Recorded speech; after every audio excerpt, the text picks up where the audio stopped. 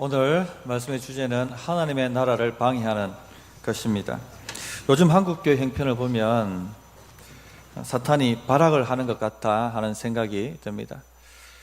그렇게 신실하고 충성스럽게 목회하셨던 분들이 말년이 되어서 지금까지 해왔던 모든 것 다 까먹으시고 한국교회 문제거리로 떨어져 나가시는 것 보면 참 안타깝기 그지없습니다. 젊을 때 그런 분들 설교를 자주 들었고 또 그 분들이 쓰신 책들을 읽고 꿈을 키웠었는데 참 안타깝고 또 제 자신을 다시 한번 돌아보는 계기가 되기도 합니다.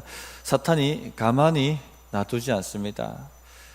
하나님의 나라가 그냥 아름답게 교회 위에 또 모든 성도들 위에 임하도록 내버려 두지 않습니다. 어떤 방법을 다 동원해서라도 저항하고 방해하고 막고 흔들려고 합니다. 그렇게 하지 않는다면 마귀가 아니겠죠. 지금도 우리 교회에도 하나님의 나라가 임하는 것, 또 우리 성도님들 삶에 또 가정의 일터에 하나님의 나라가 강력하게 임하는 것을 어떻게 하든지 막으려고 합니다. 방해하려고 하고 흔들어 놓으려고 합니다. 우리가 깨어있지 않으면 이런 공격 앞에 무방비로 당하게 되어 있고, 또 우리가 깨어있지 않으면 우리 자신이 하나님의 나라를 방해하는 도구로 전락합니다. 어떻게 방해를 하는가 두 가지를 말씀드리고 싶은데, 첫째는 내려놓아야 할 때 내려놓지 못하는 그런 삶을 살면 하나님의 나라를 방해하는 자리로 떨어지게 됩니다. 기득권이 크면 클수록, 가진 것이 많으면 많을수록, 높은 자리에 앉아 있으면 앉아 있을수록 내려놓는다는 것이 굉장히 어렵습니다. 그래서 부자는 천국에 들어가기가 어렵다 이렇게 말씀을 하지 않습니까? 내가 많이 가지고 있으면 그것을 내려놓는다는 것이 그만큼 어렵습니다. 둘째, 분열을 조장하는 것이 하나님의 나라를 방해하는 것입니다. 편을 나누고 서로 상처를 주고, 그리고 그 상처가 깊어지다가 크게 싸움을 하게 되고 원수 맺고 파가 나뉘는 것, 그것이 바로 교회를 분열하는 것이고 하나님의 나라를 방해하는 것입니다. 다윗이 세울 하나님의 나라, 이스라엘 왕국은 오는 하나님의 나라를 예표합니다. 그런데 이스라엘의 왕이 되려고 하는 다윗을 얼마나 사탄이 방해하고 집요하게 흔들고 물고 늘어지고 있습니까? 지금 헤브론에서 기름 부음 받아서 유다의 왕이 되었지만 이스라엘 백성들은 순적하게 다윗을 왕으로 모셔드리지 않습니다. 하나님의 뜻을 분명히 알면서도 의도적으로 다윗이 이스라엘의 왕이 되는 것을 거절하고 방해합니다. 지금 이제 다윗이 드디어 이스라엘 왕이 되기까지 2년 전의 일인데, 이 2년 전에 사탄이 앞에서 설명했던 두 가지 방법으로 다윗이 왕이 되지 못하도록 방해하고 있는 것을 보게 됩니다. 이때 쓰임받았던 사람들이 바로 아브넬과 요압입니다. 오늘 말씀을 통해서 하나님의 나라를 방해하는 것들이 무엇인지 분명하게 깨닫고, 또 우리는 그와 같은 괴계에 말려서 무너지지 않는 그런 믿음을 만들어 가기를 참으로 바랍니다. 첫째, 하나님의 나라를 방해하는 것은요, 내려놓아야 할 때 내려놓지 못하는 것입니다. 12절 13절을 보십시오. 넬의 아들 아브넬과 사울의 아들 이스보셋의 신복들은 마하나임에서 나와 기브온에 이르고, 스루야의 아들 요압과 다윗의 신복들도 나와 기브온 목가에서 그들을 만나 함께 앉으니 이는 못 이쪽이요 그는 못 저쪽이라. 자, 아브넬과 사울의 아들 이스보셋의 신복들이 요압과 다윗의 신복들과 맞서서 기브온 목가에 진을 치고 있습니다. 도대체 이게 무슨 일일까요? 아브넬은 사울 왕의 사촌입니다. 그리고 사울 왕국에서 제2인자의 자리에 앉아 있는 사람입니다. 이 아브넬이 사울의 아들을 이스보셋을 왕으로 삼고 다윗과 대적하고 있다 하는 것을 지난주에 잠깐 언급하고 말씀을 드렸습니다. 지금도 이 이스보셋을 왕으로 세우고 난 다음에 다윗 왕국과 대적하기 위해서 기브온에 군대를 집결시키고 맞서고 있는 상황입니다. 그런데 의도적으로 하나님의 뜻을 대적하고 있다 하는 것을 우리 성도님들이 좀 아셔야 되겠습니다. 잠깐 사무엘 3장으로 넘어가 보시면 사무엘 3장 17절부터 19절에 이런 말씀이 기록되어 있죠. 아브넬이 이스라엘 장로들에게 말하여 이르되 너희가 여러 번 다윗을 너희의 임금으로 세우기를 구하였으니 이제 그대로 하라.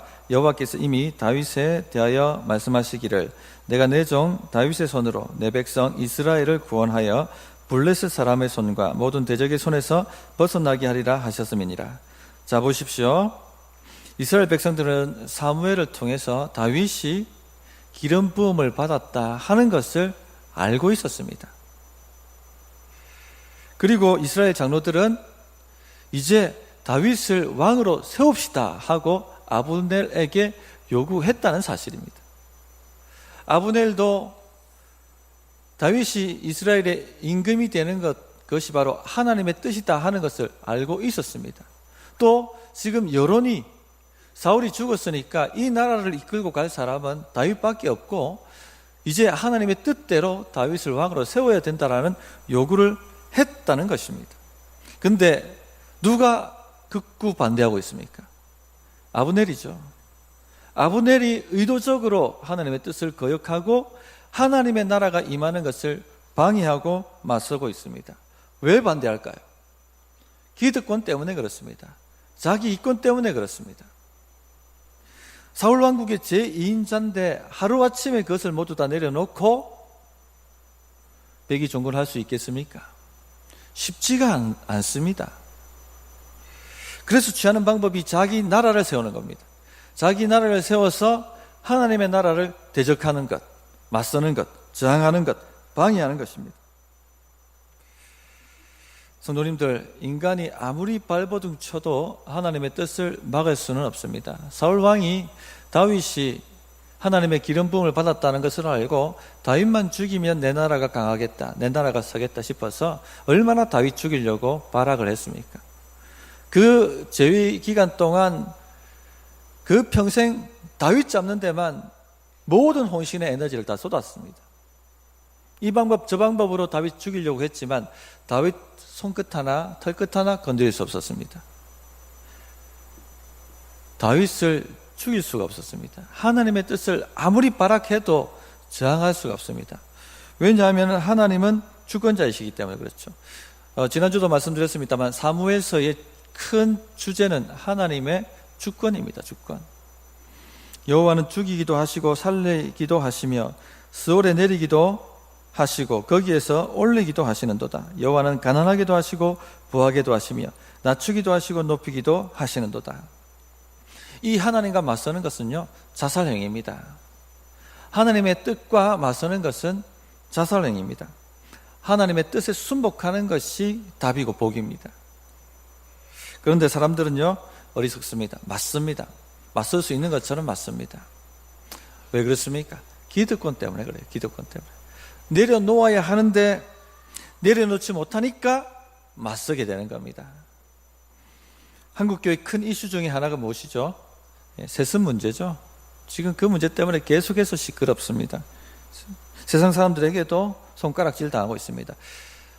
지지난주에 삼남전도에서 간담회를 했는데 이런 질문을 하셨습니다.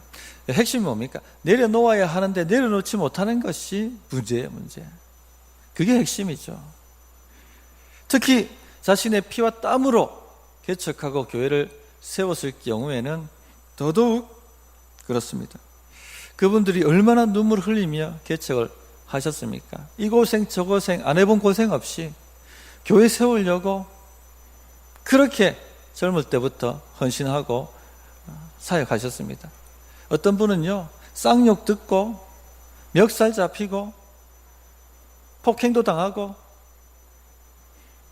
건축했는데 갚을 돈이 없어서 건축업자들에게 쫓기고 죽인다고 위협받고 그러면서 눈물로 그 고생한 것, 그 피땀 쏟은 것 어떻게 본인이 아니면은 헤아리고 알 수가 있겠습니까?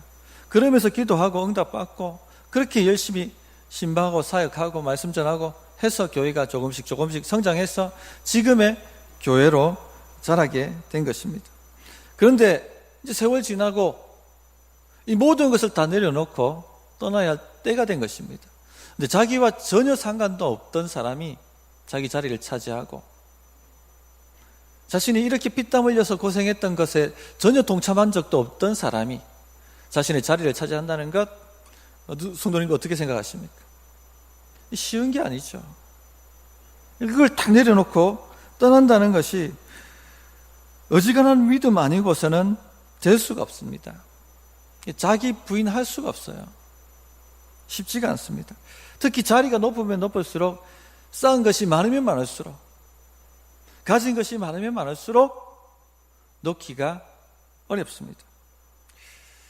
제가 고등부 사역을 할 때 지금 돌이켜봐도 정말 열심히 했습니다.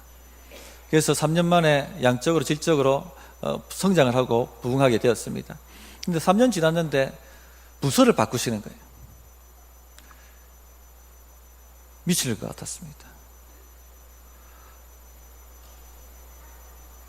전혀 저와 같은 이런 노력을 하지 않은 사람이 제 후임으로 그렇게 피땀 흘려서 양육하고 훈련하고 조직하고 세워놓았던 부서를 차지한다는 것이 제 마음이 용납이 안 되는 거예요. 거기다가 후임으로 오신 목사님이 그 바탕에 잘 하셔서 성장을 하니까 더 견디기 힘들었습니다. 목사님 아니면 안 되네요, 이런 말 듣고 싶었는데 목사님 아니어도 잘 되네요, 이런 말 들으니까 속이 아니었습니다.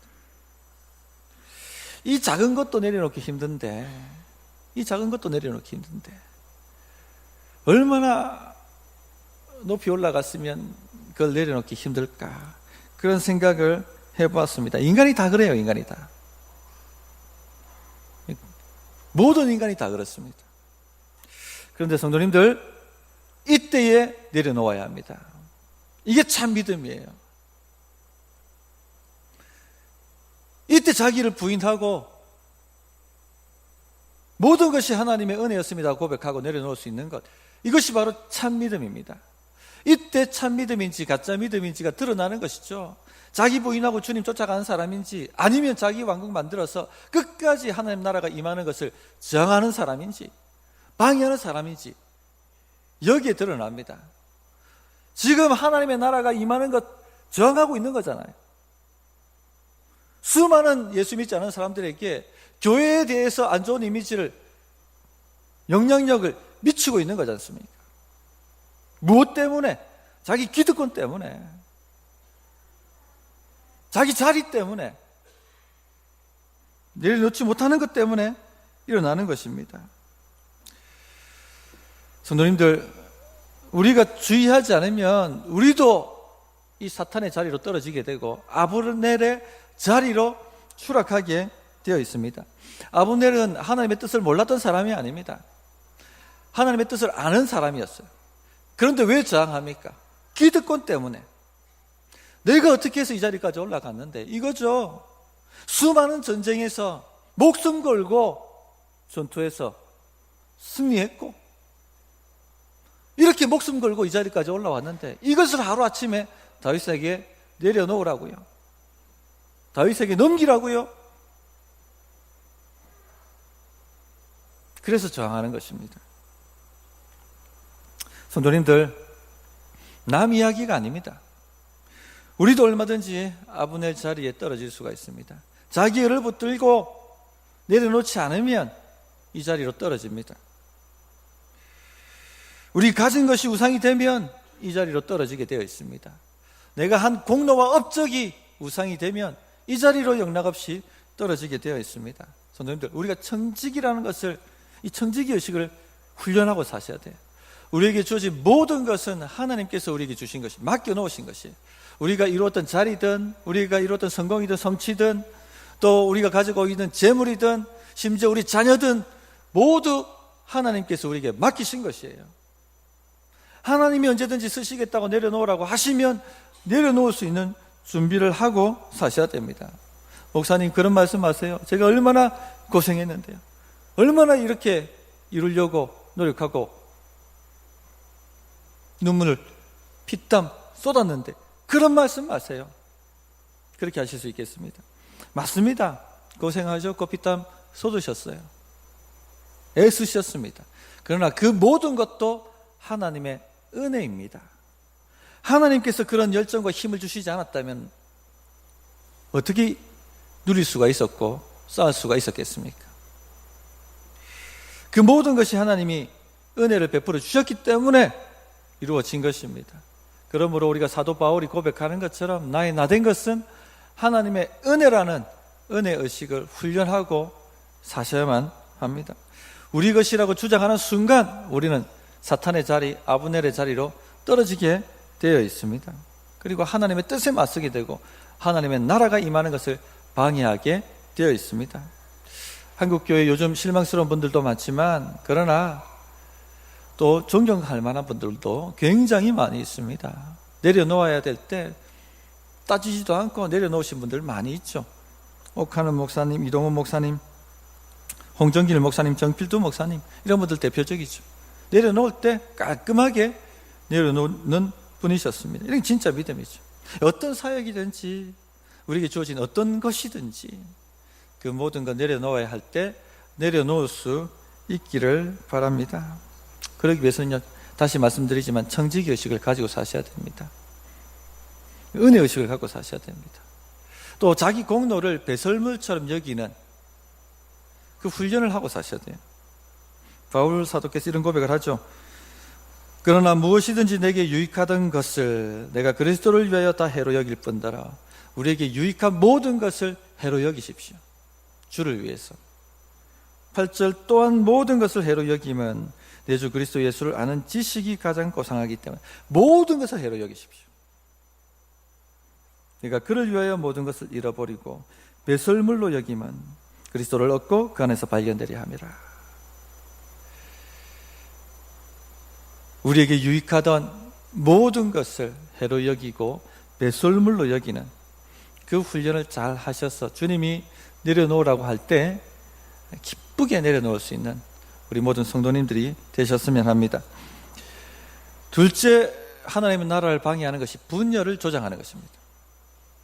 지금 아브넬 군대가 기브온에 집결시켰습니다. 이 기브온은 유다 지파와 베냐민 지파의 경계입니다. 국경이죠. 국경에 지금 군대를 집결시켰다는 것은 무엇입니까?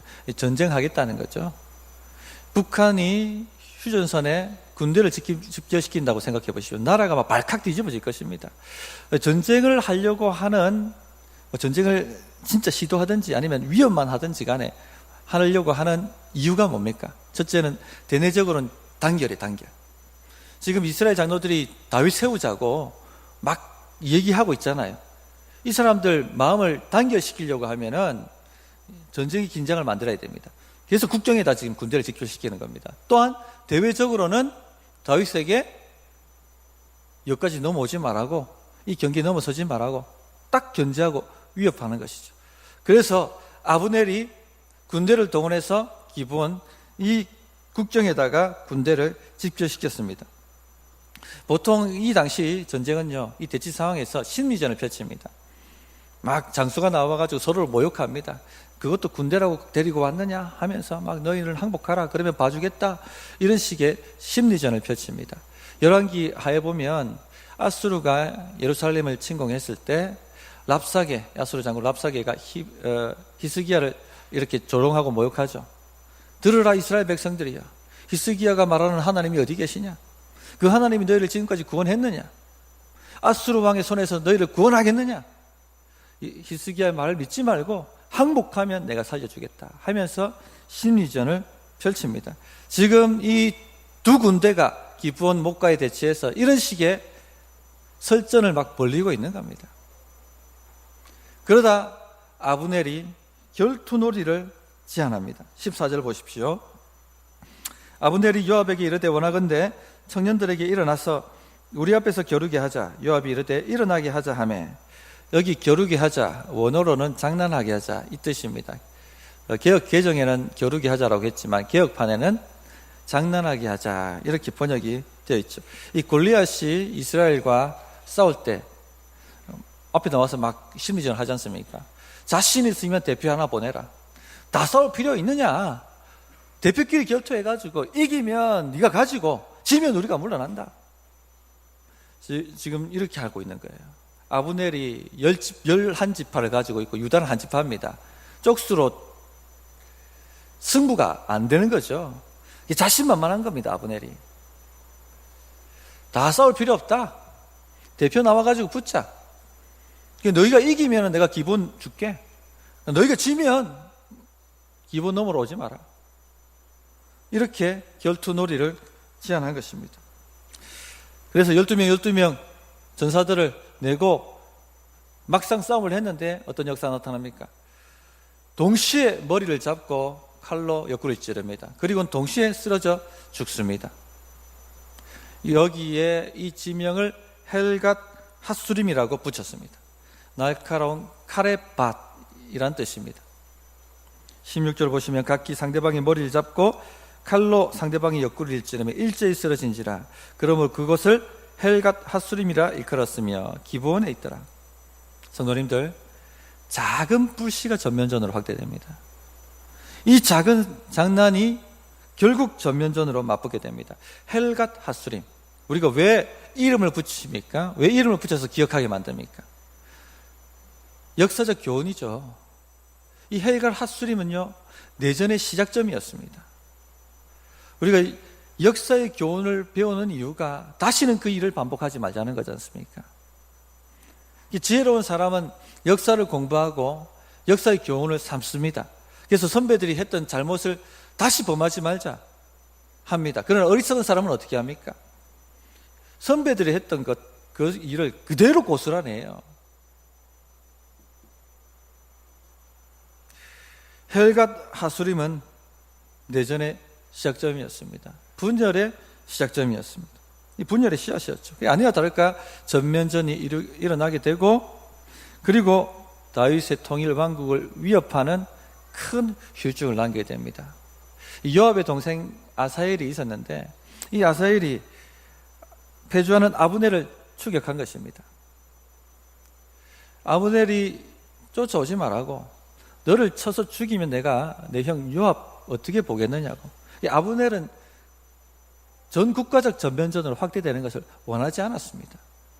여러 번 오지 말라고 돌아가라고 했지만 아사엘은 추격을 포기하지 않습니다. 왜냐? 아브넬 잡으면 해결되거든요.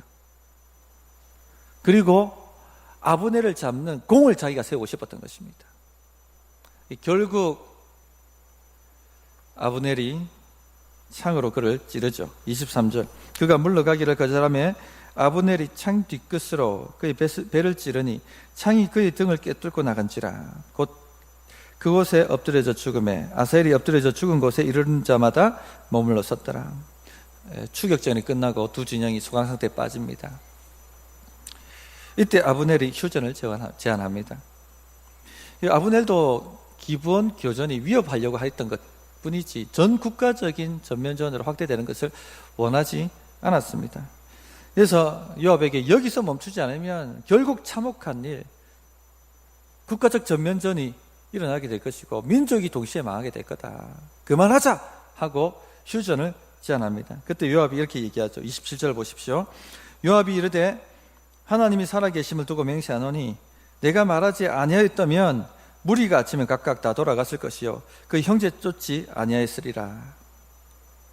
내가 말하지 아니하였다면, 내가 결투놀이 하자고 장난하게 하자고 말하지 않았다면 이런 사단이 나지 않았을 것이다. 아침에 다 돌아가고 말았을 것이다. 그 말을 하고 있는 것입니다. 작은 불씨가 사단을 일으킵니다. 작은 장난이 결국은 원수를 만듭니다. 결국 이 우발적 전쟁은 여기서 막을 내렸습니다만 서로 씻을 수 없는 깊은 상처를 남기고 말았죠. 요압의 동생 아사엘이 죽었습니다. 요압이 여기 원한을 가진 거예요.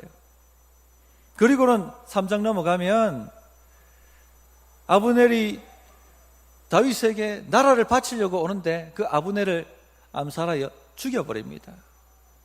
통일왕국을 위협하는 큰 문제를 일으키게 된 것이죠. 나중에 이 남유다와 북이스라엘이 솔로몬 이후에 나뉘지 않습니까? 어떻게 이렇게 나라가 쉽게 나뉩니까? 어떻게 유다와 11지파가 서로 나뉘게 됩니까? 이때부터 분열이 시작된 거예요. 지금 이 헬가 하수림 사건 이후에 2년 동안 다윗이 왕이 되는 것이 저지됩니다. 그 2년 동안 국시적인 내전이 일어납니다. 그때에 얼마나 치고받았으면 그 원한과 상처가 해결되지 않고 다윗 왕국, 솔로몬 왕국 지난 다음에도 해결되지 않고 자라서 결국 르호보암 때에 그래 찢어지자 그래 너희는 너희 나라 하고 우리는 우리 나라 하자. 남유다와 북이스라엘로 나라가 나뉘지 않습니다. 이 분열의 씨앗이 바로 지금 여기에서 일어난 것입니다. 성도님들, 하나님의 나라를 방해하는 것이 바로 분열의 분열. 아무리 견고한 나라도 분열이 일어나면, 내부적으로 분열이 일어나면 무너지게 되어 있습니다. 아무리 견고한 공동체라고 할지라도 내부적으로 분열이 일어나면 무너지게 되어 있습니다. 그래서 사탄은 분열을 일으키기 위해서 호시탐탐 노립니다. 가정이든 교회든 목장이든 전도회든 개인간이든 부부간이든 분열을 일으키려고 호시탐탐 노리고 있습니다. 하나님의 나라가 우리 가정과 우리 공동체와 우리 일터에 강력하게 일어나지 못하는 이유가 뭔지 아십니까? 분열이에요, 분열. 보통 장난처럼 시작해요, 장난처럼. 장난하게 하자. 말로 하죠, 말로. 설전이 오갑니다. 내가 말하지 아니하였다면 무리가 아침에 각각 다 돌아갔을 것이요. 무리가 각각 아침에 다 돌아갔을 것이요. 말로 시작합니다. 장난처럼. 그러다 서로 상처받습니다. 상처를 주고받습니다. 그게 쌓이고 쌓이다 보면 크게 확전되는 거죠. 크게 대판 싸우게 되고 원수를 맺게 되죠. 목사님 재미로 했는데요, 그냥 말로 했는데요, 그게 아니란 얘기예요. 그래서 우리가 말에 지혜로워야 됩니다. 사탄은 지금도 서로가 오고 가는 말 속에 틈을 잡으려고 노려보고 있습니다. 불을 지르려고 노려보고 있어요. 야고보 3장 6절에 보면 혀는 곧 불이요 불의의 세계라. 혀는 우리 지체 중에서 온몸을 더럽히고 삶의 수레바퀴를 불사르나니 그 사르는 것이 지옥불에서 나느니라. 불을 사르기 위해서, 우리 인생을 완전히 살라버리기 위해서 사단이 이처럼 기회를 틈타고 있다 하는 것을 아셔야 되겠습니다. 신약 성경을 보면 초대교회 분열에 대한 얘기를 다루고 있어요. 우리가 고린도 전서 새벽 기도 때 살펴보는데 고린도 교회에 분열이 일어났죠. 바울파, 아볼로파, 게바파, 그리스도파 4개의 파벌이 생겨서 서로 치고받고 싸웠습니다. 빌립보 교회도 마찬가지예요. 요디와 순두계 두 여자 지도자들이 치고받고 싸웠습니다. 사도 바울이 이 분열에 대해서 굉장히 강한 어조로 책망합니다. 고린도전서 3장 3절에 보면 너희는 아직도 육신에 속한 자로다. 너희 가운데 시기와 분쟁이 있으니 어찌 육신에 속하여 사람을 따라 행함이 아니리요. 성령에 속한 사람이 아니라 너희는 육신에 속한 사람이다. 하나님 나라에 속한 사람이 아니라 세상 나라에 속한 사람이다라고 강력하게 책망을 하고 있는 것이죠. 분열은 하나님의 나라를 대적하고 하나님의 뜻을 대적하는 행위입니다. 빌립보서 4장 2절에 네가 유오디아를 권하고 순두개를 권하노니 주 안에서 같은 마음을 품으라. 에베소 4장 3절에 평안에 매는 줄로 성령이 하나 되게 하신 것을 힘써 지키라. 이것이 하나님의 나라 방법입니다. 힘써 하나됨을 지키는 것, 주 안에서 같은 마음을 품는 것, 이런 태도를 가져야 하나님의 나라가 강력하게 역사합니다. 한 번은 수영역 교회가 땅을 사서 건축을 하려고 계약을 했었어요. 그런데 중도금 치를 돈도 없고 잔금 치를 돈도 없는 겁니다.